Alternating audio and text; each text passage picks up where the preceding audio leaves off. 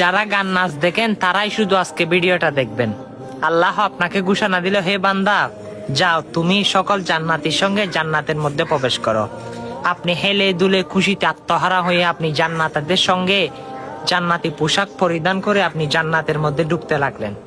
দেখতেছেন জান্নাতের বড় বড় গেট, বড় বড় জানালা, কি সুন্দর, কত সুন্দর ফুল ফলা দিয়ে আলহামদুলিল্লাহ। আপনি দেখে মনোমুগ্ধ, আপনার মতো খুশি আর কেউ হতে পারে না।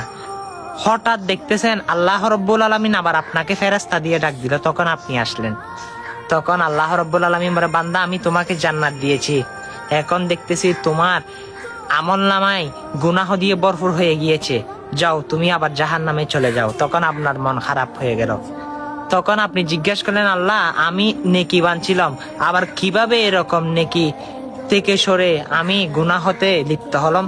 তখন আল্লাহ বলবে, তুমি দুনিয়া থাকাকালীন মানুষকে গান বাজনা শুনিয়েছেন, গাছ বান্দার দাওয়াত দিয়েছেন, সেগুলো আজকে সৎকায়ে জারিয়া না হয়ে তোমার আমল নামায় আজকে গুনাহ পৌঁছে দিয়েছে, সে কারণে তুমি গুনাহগার হয়ে গিয়েছ, যাও তোমার জন্য জাহান্নাম অনিবার্য। তখন আপনি কিছুর বলা থাকবে না, কারোর সাথে বাক বিতণ্ডিত করার সময় আপনার পাবে না। তখন আপনার কি হবে? সে কঠিন জাহান্নামে যখন আপনি ভুগবেন এবং ঢুকে জাহান্নামের আগুনে জ্বলবেন।